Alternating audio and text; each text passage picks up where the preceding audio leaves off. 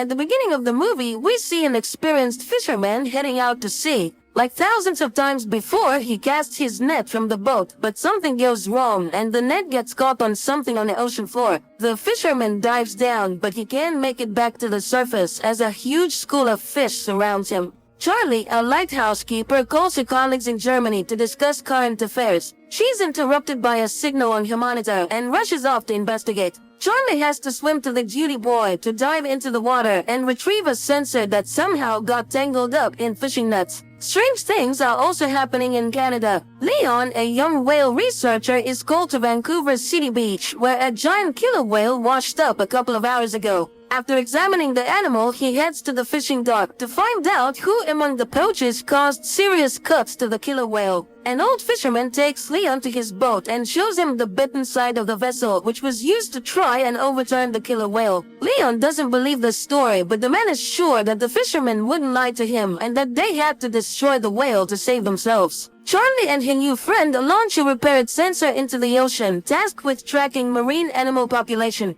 They notice methane ice fragments around the boat, which often rise to the surface, but today there are too many of them. Leon finally hears the whales and learns that they have been seen in various locations along the coast. Before heading out to sea, he calls his girlfriend Lizzie, who has already taken tourists on her boat to see killer whales in the wild. A giant whale appears next to Leon's boat. After freezing for a couple of minutes, the giant disappears underwater, but a whole pod of orcas takes its place. Lizzie takes the tourists onto the deck, and everyone watches in awe as the whales appear. The humpback giant also appears next to the ship, and the tourists are able to see it up close. The strange behavior of the whale pleases everyone except Leon, who tries to warn his friend but is too late. The next trick of the whale hits the metal of the boat. Leon arrives at the scene of the accident and tries to save those who survived the hit, but now a pod of orcas is hunting for the tourists. Leon is unable to save Lizzie. The action shifts to a French restaurant. After gathering fresh seafood at the market, the chef plans to prepare lobsters, but one of them shoots an unknown liquid into the man's face.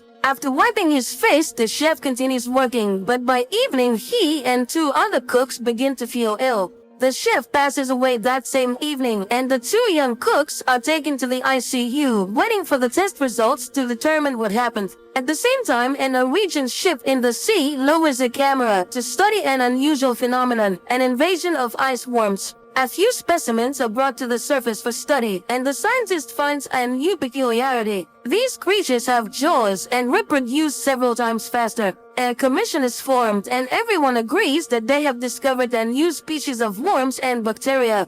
Leon talks to the owner of a fishing boat, who is also a witness to the humpback whales attacking other boats the day before. In addition, Leon is shown another anomaly. The bottom of the ship that returned from the sea is covered with a thick layer of mollusks, which has never been seen before. A group of scientists launches a sampler onto the seafloor to check the soil where worms were found, but due to a methane leak, an explosion occurs. The ship manages to survive, but the team is greatly frightened. The scientists are not only scared of the mistake during the operation, but also the results of the test. In addition to the worms on the seafloor, there are bacteria that eat ice and can reach the very bottom. Jess records a video message to Charlie when something strange suddenly happens and alarming readings appear on the monitors. The water under the ship starts boiling and something pulls it down into the depths. The action shifts to Venice. A young man in love reads poetry on a bridge when suddenly the book falls from his hands and ends up in the canal. The couple immediately forgets about the poetry book because before their eyes is an even stranger sight. Thousands of giant jellyfish rise to the surface. Analysis of the bacteria from the infected ship reveals a new strain that feeds on blood cells. It turns out that several more people have died after visiting the restaurant on the coast. Leon requests permission to perform an autopsy on the killer whale to find out how pollution affects whales and whether this could be related to changes in the behavior of these giants. There is nothing inside the whale that could scare the experts, but Leon finds an unknown substance in its brain, which is sent for analysis. Another victim of infection appears, a young man from a car wash. By putting together all the events, the scientists understand that the bacteria spread from the restaurant through the water supply system. Leon is informed of new cases of whale attacks. Looking at the map, the guy finds a pattern. All the changes occur with the whales during migration.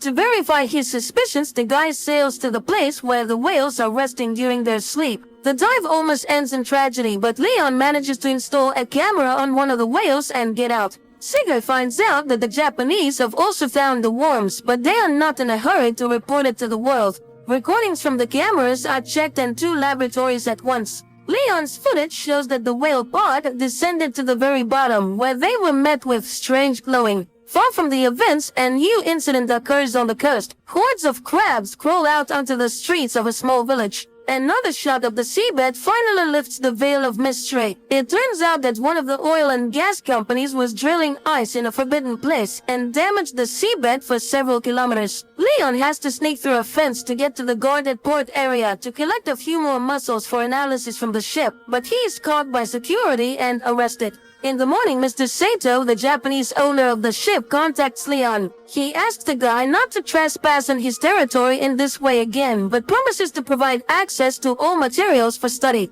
Charlie only now receives the message recorded by Jess a few minutes before the tragedy. When the emotions subside, the girl manages to notice some peculiarities on the recording. For example, a glow behind the porthole. Crabs are being delivered to the laboratory, which have started to emerge on the surface in different parts of the world. As expected, they too are filled with a strange substance that absorbs blood cells at an incredible speed. Charlie is reviewing the video repeatedly, not understanding what else is wrong with it. Finally, the girl's hearing catches a sound that is very similar to the sound from the deep sea recording. The girl contacts the laboratory and shows them a part of the recording that caught her attention. But his stern boss, Katarina, rejects all the scientists' ideas, considering the sound on different recordings to be just random noise. She orders Charlie to finish up the work and shut down the station for the winter without coming up with incredible theories. But after cooling down and carefully considering Charlie's words, Katarina still decides to test this hypothesis. And a helicopter with a group of scientists and a deep water device arrives on the island. The device is delivered to the island by Sigur, and after handing it over to Charlie, he's about to leave. But at the same time, emergency messages come to the scientists on the mainland. They are only able to reach Sigur and inform him that a terrifying tsunami is approaching the coast.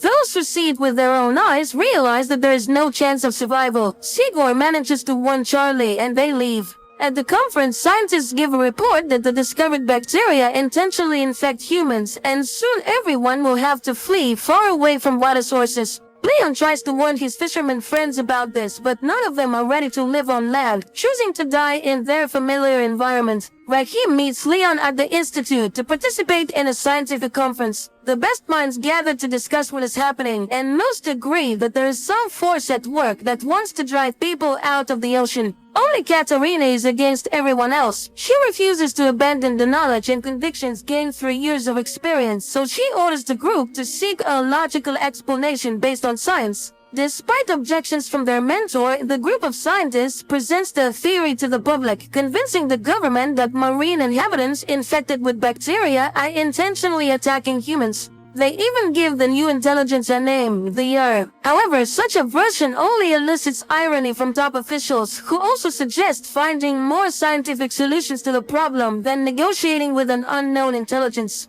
Astrophysicist Samantha Grove comes to the scientists' aid. Unlike politicians, she carefully studied the report and agrees that the strange sound on different recordings has all the characteristics of an unfamiliar world language. In addition, her team managed to capture the exact same signal from Antarctica. Another influential person, Japanese Mifuno, also believes in Sigur's theory and agrees to finance his venture, hoping it will help to save the world. Sigur assembles the team and informs them of the start of the mission. He suggests everyone think carefully and assess the risks, and those willing to go all the way will be waiting for an expedition to the Arctic in 48 hours. The scientists go home to say goodbye to their loved ones and warn them of their departure. The relatives of many try to persuade them to stay, but everyone understands that this is their last chance to fix something. According to scientists' calculations, the largest accumulation of intelligent bacteria is located in one of the valleys in Antarctica, where they could have lived for millions of years prior.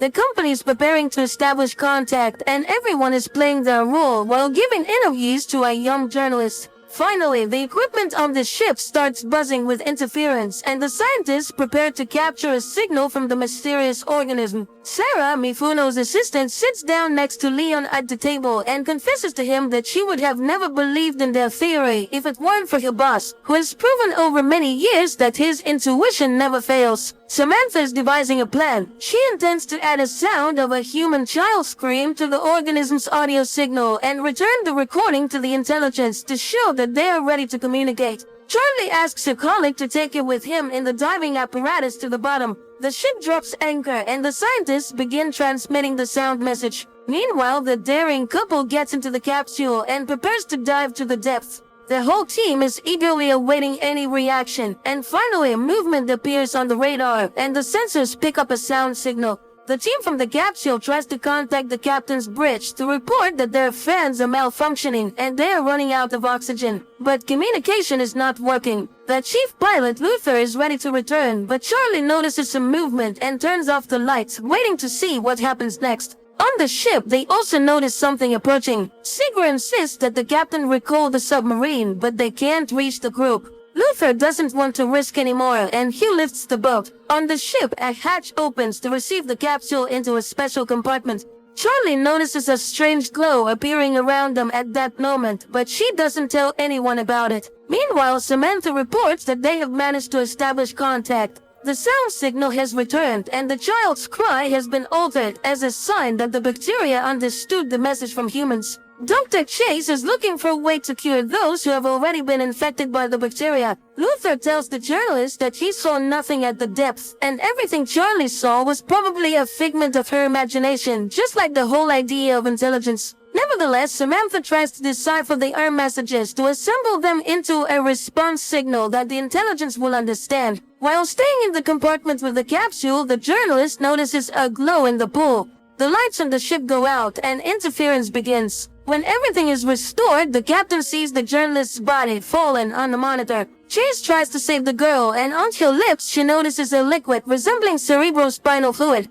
Samantha tells the team and the captain that during the voltage surge there was a signal surge, and it was so low that no one heard it. But most importantly, in the opinion of the astrophysicist, it originated from inside the ship. Charlie listens to what her colleagues are saying, but she never musters the courage to tell them that they brought the bacteria into the pool. Leon visits the girl, whose body has become covered in strange spots. The doctor asks the guy and Sarah for help. They must hold the girl while she takes a sample of the spinal fluid for analysis. The doctor tells the team about the results of the analysis. The substance previously found in marine creatures was discovered in Alicia's spinal cord. Chase believes that bacteria were attempting to merge with the girl's cells, and Charlie admits to seeing the glowing enter the ship with them. Samantha records a new message for the Earth, this time including an audio image from the astrophysicist. Charlie goes down to the sealed compartment without permission, and the pool starts glowing again, creating unusual shapes with the light.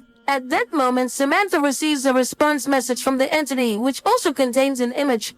Mr. Mifuno's helicopter lands on the ship as he wants to be present for the opening. Sigurd shows him the recording from the pool cameras and the image sent in response to Samantha's message. According to the astrophysicists, they have an image of the super ocean that surrounded a supercontinent millions of years ago. According to the scientists, the Earth reminded them that they were, are, and will be on Earth much longer than humans, and all they want is for the oceans to be left alone and not destroyed. But there's good news. Since the entity is responding to messages, the team has a chance to negotiate and reach a ceasefire. In the meantime, Chase devises a drug that can destroy bacteria that consume blood cells. This news creates disagreement within the team. Mifuno plans to test the substance in the pool, and if it works, completely destroy the Earth. Sigurd disagrees with this, at least until they confirm that they cannot negotiate with the Earth. Chase tries to take the middle ground and suggests trying the drug in the pool, but not rushing to launch it into the open ocean. Everyone gathers to watch the experiment. Chase launches the drug into the water, which immediately begins to rise, emitting a terrible scream that shatters the glass. The captain is informed that nothing is working on the ship, and they are simply drifting in the waters of Antarctica. But worse, the ship is surrounded by icebergs. The vessel collides with an iceberg, but unexpectedly a blue glow takes it somewhere else. The captain orders the engines to be started to break free from the control of the Earth. He also doesn't understand why they don't pour all the drug they have on board into the water. But Sigurd tries to explain to the captain that everything that happened now is the price for his thoughtless experiment in the pool, and no one in the world will manufacture enough of the substance to destroy Earth worldwide. The only way out is to make a truce. While the team is deciding how to negotiate with the Earth, the entity traps the ship between the icebergs. Charlie hurries to the capsule to descend and deliver Luther's body to Earth as a sign of complete obedience. Once at depth, Charlie changes a plan. She injects leukocytes into her heart that can merge with Earth and opens the capsule door. The body falls under the control of Earth, and the icebergs release the ship, while billions of lights envelop the girl underwater. Later, Charlie brings the ship to a deserted island. It opens its eyes and looks at the sky with glowing blue eyes. The series ends here. Please write in the comments what you think about this series.